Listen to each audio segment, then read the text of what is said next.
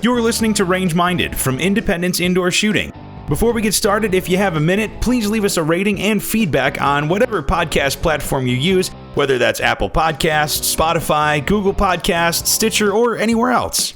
In this episode, we cover some current events that are going on around in the gun world from the last few weeks, because we always want to try to keep you informed of new laws coming around or just new trends in the gun community. As always, thanks for listening, and we hope you enjoy episode 63 of Range Minded, the current events update of June 2019. Hello and welcome to Range Minded from Independence Indoor Shooting. My name is Mark Long, and I am joined by the very hungry and currently eating Steve Zimmerman. Yeah, we interrupted you at dinner time, so here we are. Well, I was running a little late and trying to make things happen, but hey, I'm here.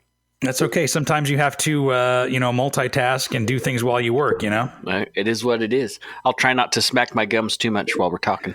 That's okay. You just move your mouth away from the mic. So, but we do got a lot We do got a lot to talk about today. It's we haven't done a current events episode in a while, and we touched on a couple of current events last week, but we figured it'd be time to dedicate an entire episode to a current events thing. There's a lot going on. What was it last week we talked about? I can't even remember. The AR-15, basic AR-15 class that I took.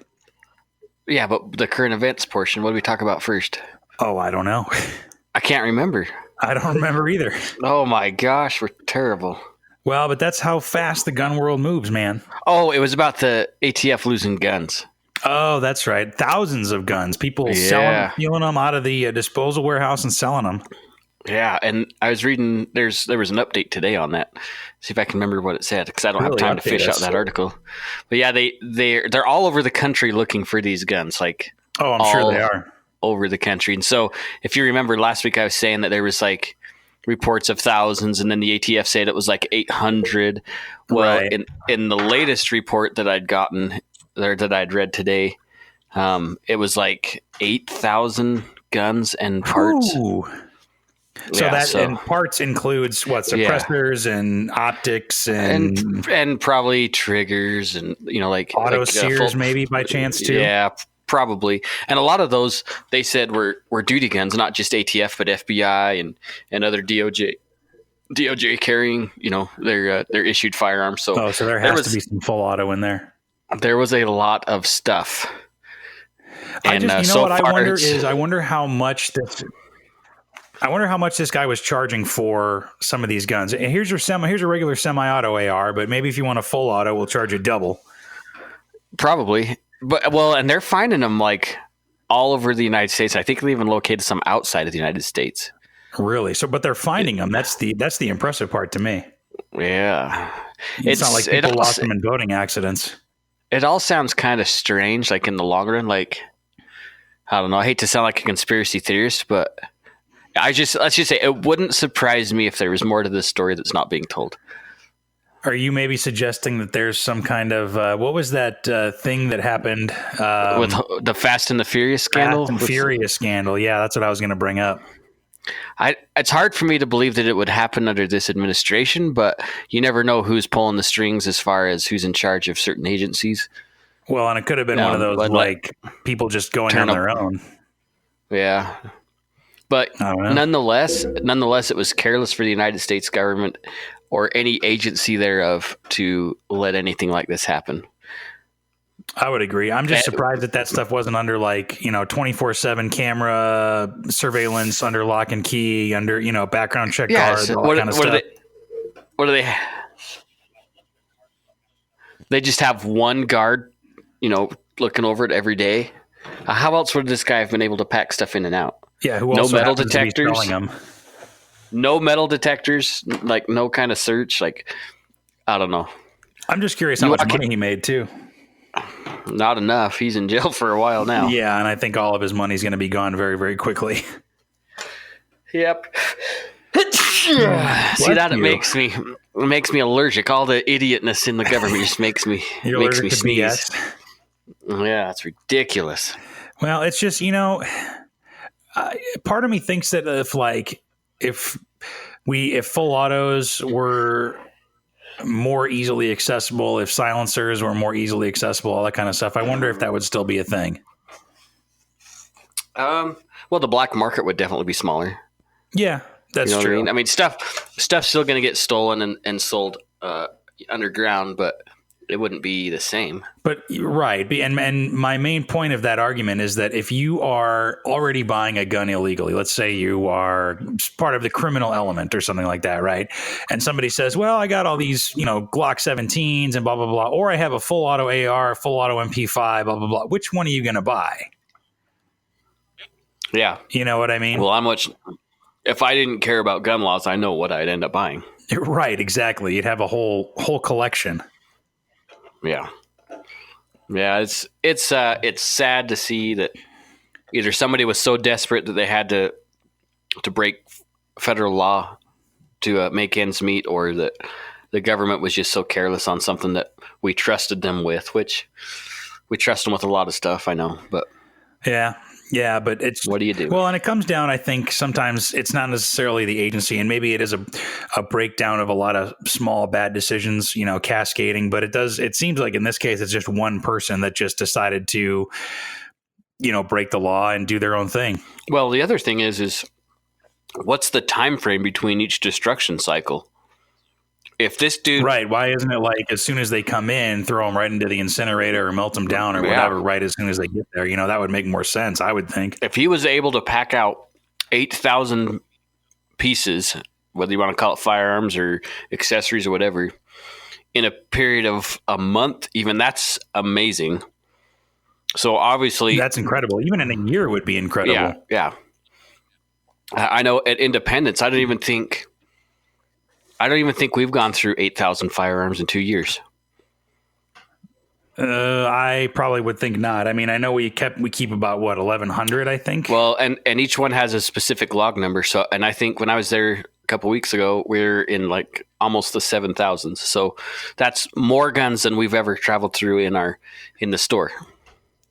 Yeah, in 2 years. I'll tell you what, though, it would be pretty cool to see that warehouse all full. Yeah, I wish it was my collection. Yeah, right. Welcome to my warehouse. Yeah. Sponsored. Thank you, ATF. It'd be underwater, but you have to dive down to see it. It'd be like that Star Wars Episode 1, that terrible Star Wars movie. Oh, yeah, where he goes underground or whatever and to the Gungans. Yeah, I couldn't remember the name of them. How do I know that? I don't know. Because you're a Star Wars geek. I am a little bit, but that's okay. I'm sure there are several folks who are joining me with that and who are, celebrating the fact that I knew that. So I'm not afraid to indulge in Star Wars movies. Well, that's because you're so cultured. But Episode 1 was by far the worst one I've ever seen. It wasn't good. I'll give you that. But at the same time, I mean, 2 and 3 weren't necessarily that good either. No, I guess not. So, well, anyway, let's get back to some current events. This isn't necessarily political. I just thought it was more fun. Have you heard about the stuff going on with High Point Firearms? Oh yeah, there's crazy crazy stuff happening. So this is what I love about the gun community and the gun world. All these manufacturers, they all have a sense of humor, and they all like to pick on each other and mess with each other a little bit. There's kind of a riffing that I think goes on between these gun companies, especially on social media and whatnot. So, High Point, is coming out with a new handgun and a new 9mm handgun, and they wanted to leave it up to their fans and their customers to vote on what it was going to be called. And so they took a lot of suggestions or whatever, blah, blah, blah, blah. And I guess the most popular by far was the Yeet cannon. What the hell is a Yeet? I was gonna ask you if you were cool enough to know what Yeet is, but I don't think you are. Well, do you know what? While we're talking, I'll look it up. So from my understanding, and I'm even too old, I think, to know what this is, but Yeet has a 2 different meanings, at least as far as I know. One is kind of an exclamation, like a yes, or like, oh yeah, like Yeet kind of thing, So like it's but the other thing is definition rather is a verb. It's to throw something very, very far away, very, very fast. So like you yeet something away from you, if that makes sense. Yeah. So, for example, if you were shooting, you'd be yeeting. I guess I feel like the lamest person in the world. So pewing and yeeting are now they're synonyms, is what you're telling me. Kind of a little bit, because I mean, think about it. If you throw something away from you at a high rate of speed, that's shooting qualifies as that, don't you think? Yeah, I guess so. So anyway, they were going to name it the YC9. That was what everybody wanted to name it, which, I mean, I think it's subtle enough to where people who are from the internet will get it, but most other people who would not get it. So it's kind of an inside joke. But the problem is that then High Point released about a dozen or 10 maybe different names, and you could vote on it from there. And the YC9 was not on it, and that flipped everybody on the internet out. And I don't know if you know this, Steve, but gun people on the internet are very opinionated. No, not in my experience. More opinionated than us, believe it or not. But so everybody was like, well, where's the YC9? Where's the yeet cannon? Like, I would so buy one, blah, blah, blah. And it'd be like $100. So I don't know. I think that's a new design. So it could be 110. You got to actually save up your nickels and dimes for that one. So, but the funniest part to me was that after this backlash or whatever, all these other companies started calling out High Point and making their own. So like Aero Precision, started coming out with a lower, within days. This is within a day or two. I mean, obviously if you have a CNC machine and a laser cutter, you can do this, but they came out with their own and nothing else to do except make lowers. Yeah. Aero Precision came out with a yeet cannon lower, and Palmetto did as well, and HK actually. So those guys over there have a sense of humor, on Instagram at least, and they called out High Point Firearms and were like, "Look, we're not telling you you're messing up, but you're messing up here if you don't give the people what they want, because we don't ever give anybody what they want. And if you actually name this the YC9, we will come up with a custom Mark 23 called the Mark 45 or the YC 45, and we can be friends and do a photo shoot together." So they're going to actually do a photo shoot together. So H&K and High Point are going to do a photo shoot together with the YC9 and the YC 45. So I'm confused on who is going to gain customers, who's going to lose customers. I think everybody's going to gain customers, because the whole internet is blowing up. If you call this the YC9, I'll totally buy it. Because if you think about it, they're really just buying a gun with an internet meme on it. It's a High Point, it'll work or whatever, It's got to be the most, let's see, what's the unplanned advertising event ever? If they planned this out, it wouldn't have worked so good. Right. And so the funniest part to me is that they were saying, like I said, they didn't have the YC9 as a choice on their final voting, and everybody flipped out or whatever. And they just came out today, which is Thursday, saying that, this has been our plan all along. We're going to put up the one that gets the most votes against the YC9, and it'll be a head-to-head competition. And people are like, you're not going to do that. That's not the plan the whole long. You're just dealing with the internet backlash and everything. But yeah, I have to say, I have to hand it to him for at least, being part of the internet and being kind of rolling with the punches on this one. You know what I mean? Well, I think it kind of tells you how powerful social media is for business, of any business, I guess. Because if you have direct contact with your clientele, you don't have to hire marketing groups to do stupid surveys about whatever. Your fans are telling you in real time what they want. Yeah, you can just kind of listen to what people are saying or whatever. And kind of interesting how that works. Well, and it's the same thing kind of happened for Nick with his holsters, right? Once he got into Instagram, and it just kind of blew up because he had direct contact with his customers. Yeah, I mean, that's what he said in the couple episodes ago, and he said it, a good ways away when we first interviewed him, is that a lot of his business came through DMs. And I've heard, it's funny because ever since he said that, I've heard from more and more small businesses who their business comes from DMs or email or Facebook messages or whatever. That's the crazy part to me. And right. But that's the way of the world now. It's crazy how different and everything is now. And that's actually a perfect segue to my next point, is that what you know the company, or the news outlet Vox.com? Oh yeah, I bet you're a big Vox. fan of Vox, yeah. right? Sure. Their political content is spot on. You heard it here. Steve Zimmerman endorsing Vox.com. Yeah, it's funny because, I'm politically, I'm more of a moderate kind of person, and they're even kind of far left and crazy for me to some degree on some things. And they've made it abundantly clear they don't really understand the firearms world or gun violence or anything like that. Not at all. Well, I actually, I disagree. I think they understand it perfectly. And they're manipulating it? Yes. Could be, man. I don't know, but it's interesting to read their their articles and go from there. And the latest article, which I'm not going to link to, is they had an expose on Instagram models and for guns. There's like a lot of female gun bunnies. Gun bunnies. A lot of females who pose with guns, and that's how the gun manufacturers advertise on Facebook and Instagram and blah blah blah blah. And they give them all this free stuff and blah blah blah blah. And it's like, okay, they take this whole kind of conspiratorial angle, like these gun manufacturers are going to these good looking women and be like, hey, by the way, pose with this gun or these guns or whatever, and we'll give you this stuff and pay you and blah blah blah blah. And that's our advertising. I really don't think that that's how it works. Well, even if they did, it's not illegal. True, it's not illegal, but at the same time, I feel like a lot of these women posing with guns, and we'll say guys too, because I'm sure there are guys who do pose with guns and have platforms on social media based on firearms.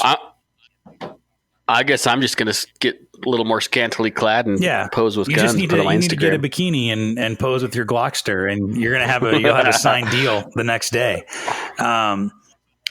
You and me and everybody else does not want to see that.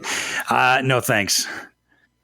He was wearing a bikini, queasy, a goatee, and a smile, and I had to run away. And he was appendix carrying.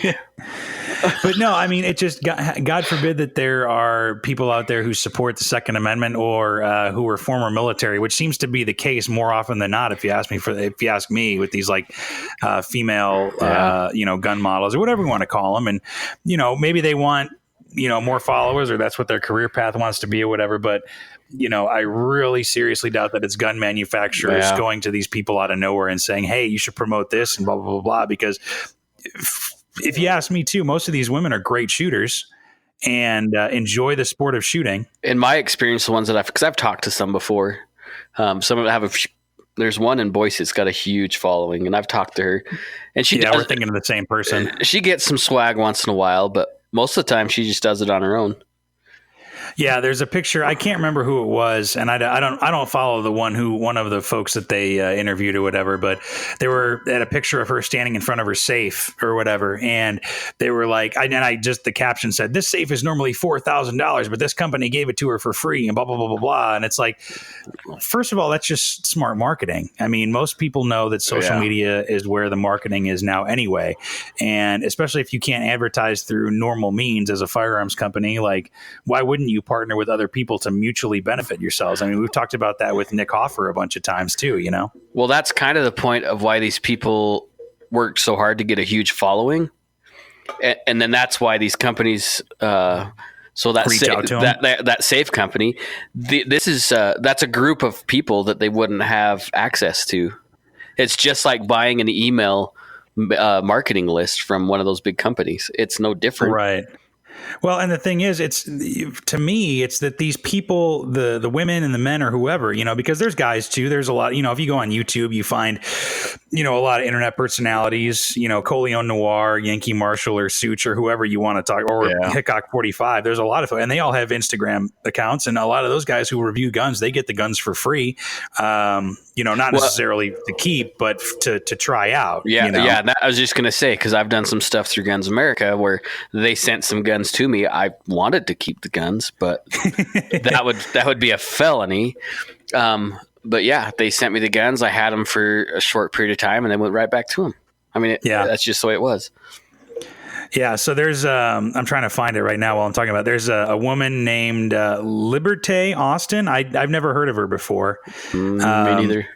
but she is from Houston, and she's a paralegal, I guess, in her day job. But she's got a couple photos on this Vox article or whatever, and she's standing in front of her safe next to her living room, blah, blah, blah, blah. The gun safe in Austin's home is worth more than $4,000, but she received it for free in exchange for a series of Instagram posts.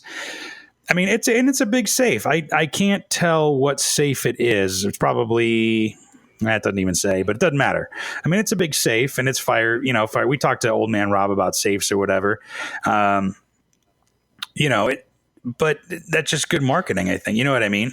And the thing is, Instagram influencers get paid to do things whether or not it's firearms related or not. You know what I mean? There's no reason to single out firearms enthusiasts if you're going to talk about, Instagram influencers and all that stuff. You know what I mean?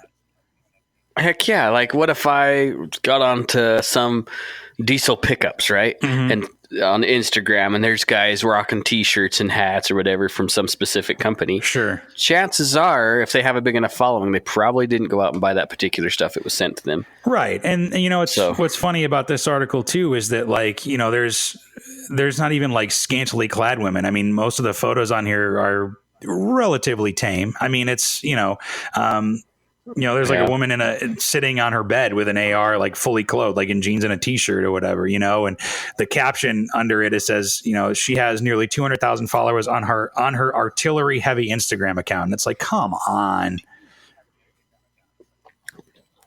It's just, it's very stupid. slanted, If it was marijuana that she was talking about, it'd be cool, right? I guess, man. It's just, it's just dumb. Vox is kind of an interesting thing and interesting website. And well, they've been causing rumblings for the last, few weeks, especially on everything anyways. And for some reason, they're getting a lot of attention for the drivel that they push, but whatever. Right. So I don't know. I mean, Instagram and influencers are a whole thing. That's been a thing for a while now. And, whether or not it's, and this is whether or not it's for firearms or anything else. I mean, you can it's a celebrity endorsement. That's all it is. And it happens in radio. It happens in TV. It happens in print. It happens on blogs. I mean, if you go to any blog, any firearm blog, you're going to have sponsored posts and things like that. You know what I mean? It's just good business. I mean, it's not anything as long as you're not being misled. You know what I mean? Yeah. So, yeah, if it was something underhanded that maybe some gun lobby or something was trying to push, then yeah, that's probably a little grotesque, but I don't know. It's a non-issue. Yeah, I mean, I think, and we've talked about this before. We're huge supporters of, women supporting the Second Amendment and shooting and getting into the shooting sports and whatnot. And, however they want to do that is fine with me. And if they, and men too, and if they want to be Instagram influencers, that's fine too. I know I couldn't keep up with it. But they get in. Yeah. I don't know. They get in. Those guys, they'll post 2-3 photos a day. Yeah, or videos, and they're always on Instagram stories and stuff. I mean, it's a full-time gig, man. Yeah. But and if they're putting that much time into it, they need to be compensated. And then one of the things that I I find is funny is that they talked to a guy from the Coalition to Stop Gun Violence, and they talk about how carrying a gun puts you at a greater risk of injury. And then what's funny is it says, and decades of research back him up, and then there's a link, and it's a link to another Vox article. Yeah. That's ridiculous. And maybe there is some truth to that a little bit or whatever, but it's like I said, it said carrying a gun around you is a greater risk. And then the article they link to is living in a house with a gun increases your odds of death. And it's like, okay, you got to pick a side here, Living in a house with a car increases my odds of death too. Actually, you know what increases your risk of death in a home more than a gun? There's way more deaths via vehicles than anything else. That and a pool. Oh yeah. Yeah, that makes sense. So that's ridiculous. Yeah, I just thought it was kind of interesting. I mean, you're just calling out these women and or whoever else, that, I mean, maybe so, and to be fair, maybe some of them are using guns as a way to get more popular and to make money and that kind of stuff. But I mean, in that case, then it's a symbiotic relationship with gun companies. Maybe it's just, I don't know. I just thought it was kind of interesting. I mean, it's a long article. It's probably more than 10,000 words. Well, it's Vox. They got to sound smart. Yeah. So, but if you want to take a read of what else is going on in the world on the other side of the gun debate, maybe take a look at that. And because I'm willing to bet almost anybody. In reality, it's probably a good idea to know what the other side's thinking, anyways. Like. Yeah, it's a good idea to see where everything's going. It's research. And you know what? Maybe we should have the Instagram influencer that we know, I think we're both thinking of on Instagram, maybe on the podcast to see kind of what her side of the story is, Yeah, it'd be interesting. I don't know if she'd do it or not. She could be a listener. You never know.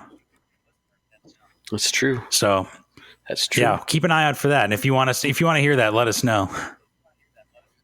Yeah. So anyway, we've gone over two things from me, and we haven't heard anything from you yet. So why don't you tell us what's going on?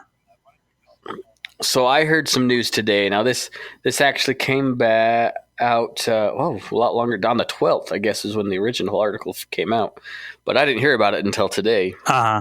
For those who are inside the, so how firearms dealers get firearms, like, so independents.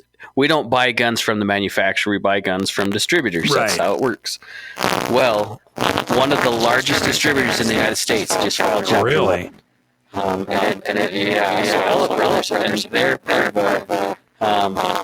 They're part of a larger conglomerate, I guess, of Sports Co. Holdings. Okay. Is the name of the parent company, and they own a bunch of other firearms related businesses.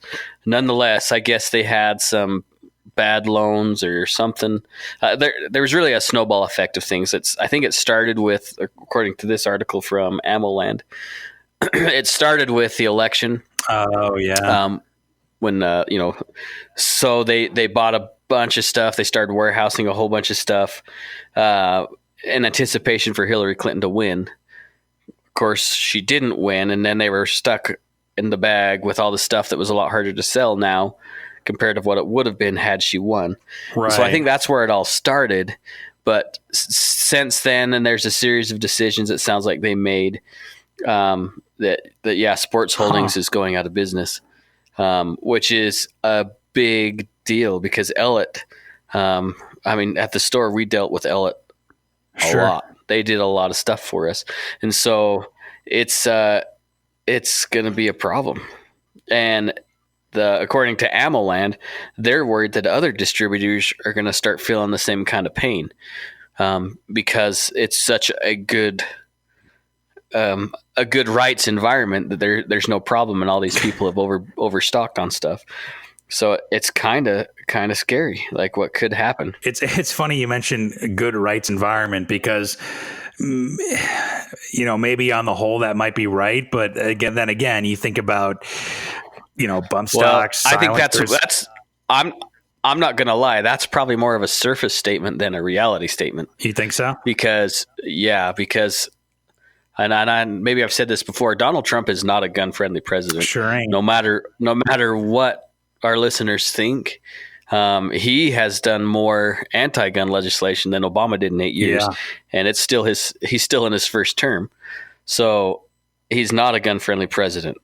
He comes from a super liberal state, so he's influenced by a lot of liberal people, whether he's got an R behind his name. That's super cool. And he has done some amazing stuff for the United States. No questions asked. Like, the economy's amazing. Unemployment's the lowest it's been in 70 years or whatever. That's great. But we got to look at the little sleight of hand, other things that are happening while we're not worried about. And so he's not a gun friendly president. I don't care what people think. He's not. Yeah, not at all. And I mean, it went from bump stocks to silencers, and then lest people forget, he talked about take the guns first and due process later, Yeah. Oh, he's a total proponent of red flag laws. Not the way to do that. He's okay with it. And everybody, you'll hear the whole term, 3D chess. He's playing 3D chess. No, it's 4D or 5D chess now. It's been upgraded. Well, does he even know how to play chess? I don't even know if he knows how to play chess. Probably not. Maybe it's 4D crayons. I don't know.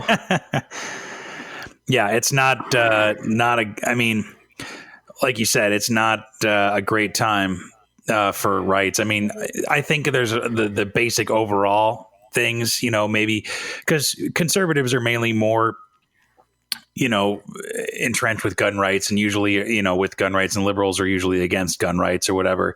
But I think almost that there's a stage right now for everybody to come together. You know what I mean? Yeah. Well, we should never sit on our laurels no matter what. Because honestly, Reagan was a fantastic president, probably the best president of my generation. But he was a terrible gun president. Terrible. Yeah, he was against guns ever since the mid to late 60s with the Black Panthers. Yeah. And I understand his perspective on that. I totally get it. Right. But they were a liberal organization, but they were also fans of gun rights, you know what I mean? Which just goes to show that gun rights can be on both sides of the aisle. Yeah. I was just looking, still on this article while we were talking. Yeah. I was doing some more perusing. So Ellett Brothers, their top 10 unsecured creditors were Vista Outdoors, which was an Idaho company. And they own Savage, Bushnell. Oh, and then, wow. And then you got Strum Ruger. Yep. They own Magpul. Wow. I don't know who Navico Company is, but they owe Henry. They owe Smith & Wesson. They owe Garmin. They owe Fiocchi. And it looks like, and there were some other ones in here too. Like, so FN, they got a whole bunch of stuff. They owe money too. So what was the figure? 160 million. That's not as much as I thought it would be. No, that's something else. But nonetheless, they owe all these companies money that they haven't paid, and a huge amount of firearms retailers. So think about the impact that has. The largest distribution company in the United States, who hasn't paid all these manufacturers in the United States. So that hurts the entire not organization, but the entire gun community in every. Yeah, the whole industry from retailers and suppliers and manufacturers and all together, because I mean, and think about all those jobs too. Well, just in this, looks like they're going to close their whole South Carolina department, and there was I can't remember. Sorry, this is great radio, but there was a whole bunch of jobs. It was like 200 jobs or something that's going to be lost. Yeah, I mean that's a lot, especially in a smaller town community or anything. You know what I mean? Yeah, it's huge. It's a big deal, and it's going to affect. Now it says here that they won't go out of business. They'll restructure. They'll figure something out. But it's still that's usually what happens with that kind of stuff. But it's going to be a huge impact on what we can get as buyers, or as stores and as consumers. It's going to impact on what we can get and how quickly we get it. So, I don't know. Hope you buy some ammo. Get some ammo and get some guns too while you're at it. If you're looking at something, you might as well get it now. Yeah, and if you're in California, this is not really what I was planning on talking about, but made me think of the ammo comment in July. Was that July 1? They're doing a background check on ammunition, state law. Oh yeah. And you have to have a spot check thing, isn't it? It's not necessarily every gun. I think it's like a spot check thing. Oh no, every ammunition transaction will have to go through background check. Really? Okay, because I thought it was a spot check thing. It wasn't every single firearm purchase, but clearly I could be wrong. So no, on every ammunition purchase there'll be a background check. And there's three ways that there's a couple ways to get around it. One is if you're a collector, or if you can prove that you. Like a dealer or something. Dealers don't have to go through the background check, but normal consumers have to go through background checks. And it sounds like they're going to give, like how Ozzy Chris had his card of authorized ammunition to purchase. It sounds like they're leaning towards something like that too, where you can only buy ammunition that you have registered guns for. That's crazy. Yeah, it's beautiful, isn't it? Well, because think about it. If maybe you're going out shooting with a couple of friends and It's like, okay, I'll let you shoot my gun, but you buy the ammo or whatever. And you don't have first of all, that's a registration, which is not great. And against the you law. don't have any 7.62 or 7.62 by 39 firearm. Why are you buying this ammunition? Mm-hmm. That's freaky, man. It's good. And not only that, think about what is a box of 50 for 22 at the store. We sell CCI. It's like $4 or $5 for 50 rounds. Right. Well, the background check costs $19. So now you're spending $25 to get a box of ammunition that normally costs you $5. Wow. That's crazy. Thanks, California. And guess what? Other states, it's coming to you too. Yeah, I hope not. Can you imagine? I honestly hope there'll be a Tea Party movement at that time. There'll be a Boston Harbor moment at that point. I will say that there is one. I do have some good news out of California, kind of. Oh, that's always good. That a California judge has just blocked the San Diego County, California board attempt to ban gun shows at a county fairgrounds. Oh, I heard whispers of this. This is good news. Yeah, so there was basically a gun show that had been on these county fairgrounds forever, and that's where that happened. I remember going to a couple of gun shows back in Illinois where there are fairgrounds or on county fairgrounds, and we have them here, in Idaho all the time. Yep. So, but I guess there was this group that got together, and it was like a board from, around San Diego County, and they said, you know what, we're not going to do this anymore, and we're going to ban this gun show from happening at our county fairgrounds. And so I guess the NRA and California Rifle and Pistol Association and the Second Amendment Foundation all teamed up together to challenge this in court. And the judge, Kathy Bensevengo, and I'm probably butchering that name, but she put at least a moratorium on it until there's more investigation and more litigation, rather. So, which is good, because it's a gun show. And maybe that has to do with all this supposed gun show loophole stuff that people don't really understand. Yeah, well, that's all fed by that fire of lies. You know what I'm saying? It's just BS. But sure. But you say a lie enough, it sounds like it's truth. And so and you just hear gun show loophole over and over and over again. And all these bad guys buy their guns at gun shows. Okay. Yeah. Yeah. Everybody's got to go through a background check anyway. We've talked about that before, and anybody who I imagine listening understands that. Yeah. If you're buying from a dealer itself, so anybody that has a table, but private party transaction, that can take place. No problem. Yeah, but that's okayed federally. That's the feds say that's okay.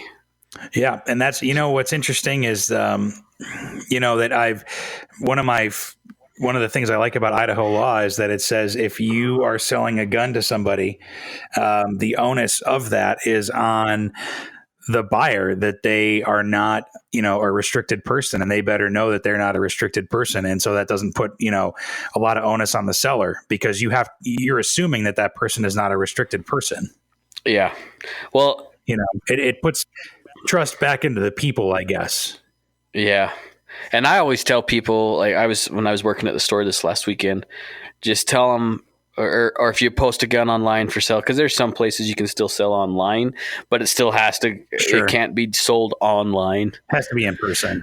Right. Just only sell to somebody that's got a concealed weapons permit, because then they had to go through a background check and you're covered. Yep, and that's what I did. It's because and I did that through research, because I was looking at other gun postings and stuff, because I'd never sold a gun private party before. Maybe we need to do an episode on that. That would be a good episode idea, I think.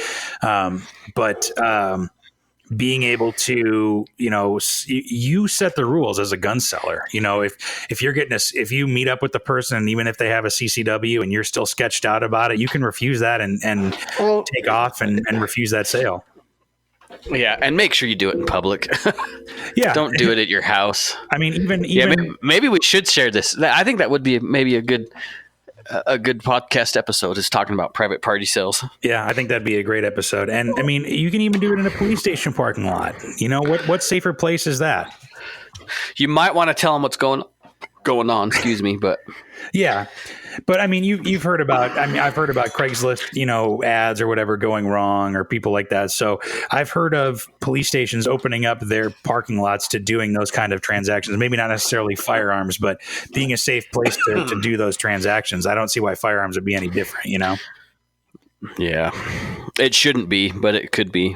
So, and I mean, obviously, there's going to be bad eggs and bad people around that are going to break the law no matter what. But I mean, that's going to happen no matter what. You know what I mean? Yeah. So, but I thought that at least there was a glimmer of hope out of California with that. Yeah, that is good. And maybe, which I doubt, maybe somebody's going to pull their head out and they're going to start fighting for some rights. But it's a huge uphill battle in California and Oregon and Washington. It's getting pretty fuzzy for everybody. Yeah, it's surrounding Idaho. Yeah, it's closing in, and a lot of those folks are moving into Idaho, which sucks too. Yeah, it depends on, I guess, how you look at it or whatever. But I mean, I think a lot of people that are coming to Idaho also appreciate the freedoms that we do have here. So yeah, I hope so. And at least we're not New Zealand right now. Oh yeah, what's going on over there now? So obviously the whole shooting that happened, that was a terrible tragedy, and then the government said that they were going to do a ban on all these assault weapons and everything, even semi-automatic. They just kind of went way over the top, and I guess they're trying to work through a buyback right now. And bless their hearts. I was interested to know that the New Zealand equivalent of the NRA, which is called COLFO, COLFO, and I'm trying to find what that stands for. But they're making a big deal about the buyback not being fair to gun owners and that they're getting shortchanged. It's what I read. Maybe that was today too. I read that they had set aside like $150 million or something for the buyback scheme, I think is what the term was used. And obviously it's not working. Yeah. I remember the last figure I heard was like there were like 300,000 guns in New Zealand and only 500 were given back. Yeah, that's silly. And they shouldn't give them back. They shouldn't. They need to fight for their rights. Right. But yeah, so the COLFO group, the Council of Licensed Firearm Owners, which is let that sink in for a second. Licensed firearm owners. You have to have a license to have a firearm throughout the whole country. But they oppose the new law. You have until September 30th to hand over any prohibited firearms, which covers over 300 guns, by the way. And they would pay anywhere from 95% of the prescribed value in new or near new condition to 25% for firearms in poor or inoperable condition. And then for any kind of gun parts with silencers or triggers or anything like that, you get 70% of what the base price was for new and 25% in poor condition. And they say that, the guys from COLFO say that the component prices are horrible robbery, and that a lot of people are going to lose thousands of dollars, and people who own gun shops are going to lose tens of thousands of dollars. That's silly. Because dealers can cash in what stock they have, but they'll get the same price that individuals get. So it's not like, that they're going to get 100% of their money back. And I bet you a lot of gun dealers are going to be out on the street after that. Oh yeah, absolutely. Well, that's what they want anyways. They want to shut everybody down. And then again, that's a privilege, right? We've discussed the difference between a privilege and a right. But if you don't exercise your privilege and demand that it stays there, you're going to lose it. And you know what else is that it's the best part. Well, not the best part. It's actually the worst part. But this organization says that even if this is highway robbery and everything like that, we want people to comply, and let's get them paid quickly so we can get compliance. Nobody wants a black market. And I imagine they have to say that, but in, behind closed doors, it's like, we refuse to comply. Yeah, it's going to create a black market no matter what they do. Yeah. They just took something away that the public loves. Well, and we talked to Chris about it too. It's the sport of shooting, and I always tell people too that I enjoy the sport of shooting because that's what it is. Yeah, I don't kill anything with my guns other than paper. Right, exactly. And so it's just kind of interesting that that's all happening, and that they're fighting to give people more money, but they want people to still comply. And if that happened here in the U.S., I imagine that hardly anybody would comply. I mean, I should hope so. There was something on the East Coast, if I remember correctly, about I think it was New Jersey or New Hampshire, maybe, or and like nobody complied. That's fantastic. I could do a quick search for it, but yeah, just kind of interesting to think about that. Because if you get 100% of your money back, then I guess that might be providing a little bit more justification for turning in guns, but it's more of the principle of the thing. You know what I mean? Yeah. And I don't know anybody personally. Well, I do know some people in New Zealand, but I don't know if they shoot. Maybe I should reach out to them and see what they think about this gun laws. Yeah, maybe we get Chris back on and see what because I think Australia is obviously geographically close to New Zealand. There has to be something. Oh, it's way closer. And maybe we don't share this or not, but he's getting married. Did I tell you that? No, I didn't know that. Yeah, he's getting married. He's tying the knot. Oh man, well congratulations to him. Yeah, maybe he's listening. Congratulations, Chris. Hey, Chris, congratulations. Yeah, good for you, man. We'll have to have a party and go shoot some long range with you. Yeah, let's go over there. I told him I was going to crash his wedding too. Yeah. No, that'd be fun. I imagine they probably know how to party down there in Australia. You have no idea. So, oof. But anyway, what else you got?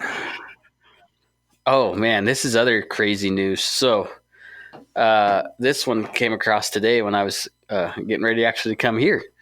I was looking through my feed on Facebook, and it was hot off the press. Hot off the press. This happened today, actually. So, the NRA, they decided to tell Chris Cox, who's been running the ILA, hey, you're done.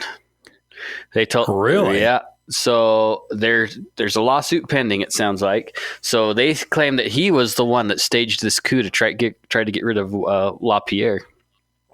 And really, yeah. So I don't know what the hell's going on over there. So I guess when the adults are gone, the kids make a mess of the house. I guess, yeah. The inmates are out to play, and it has gotten to be ridiculous. Well, and I mean, the NRA, granted, is the largest, firearms lobby groups in the country, and it's the oldest civil rights organization in the United States.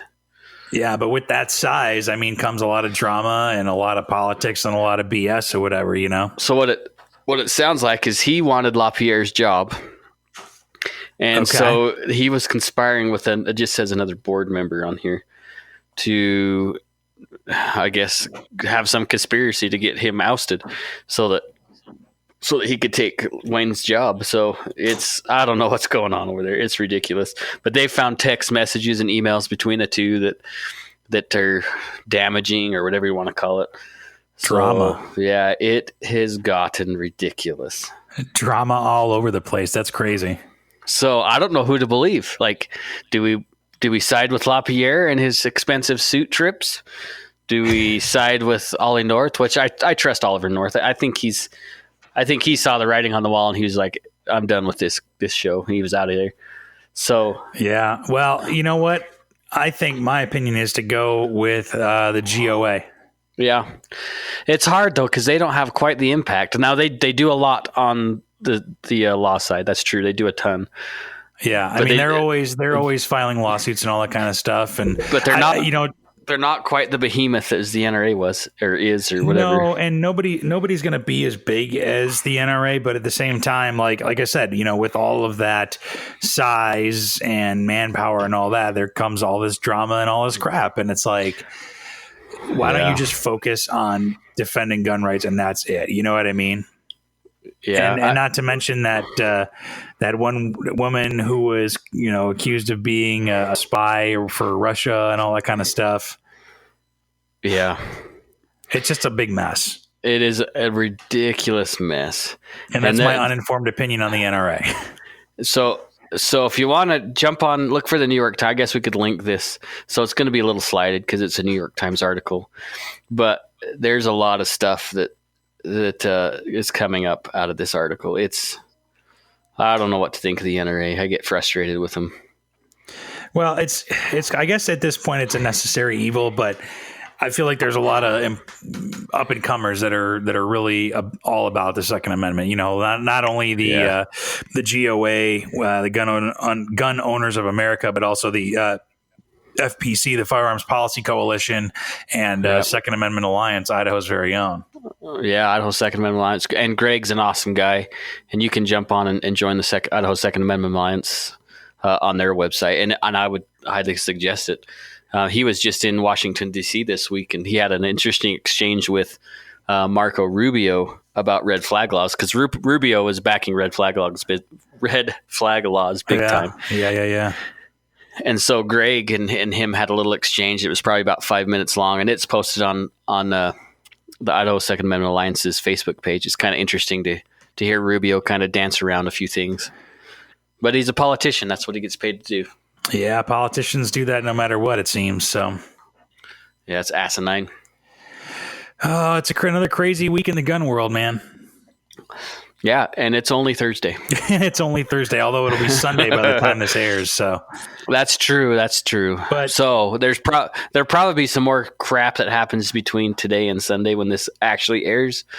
But we'll catch up with it. Yeah, we'll try to cover it. So, you got anything else? That was pretty much all I had. That's a pretty short episode. We can BS for the next few minutes if you want. Well, I think that's all I got, man. Yeah. I'm trying to think if there was anything else I'd heard No, in the pipelines. Good. I'm just looking forward to getting a yeet cannon. Yeah, what the hell? Yeet.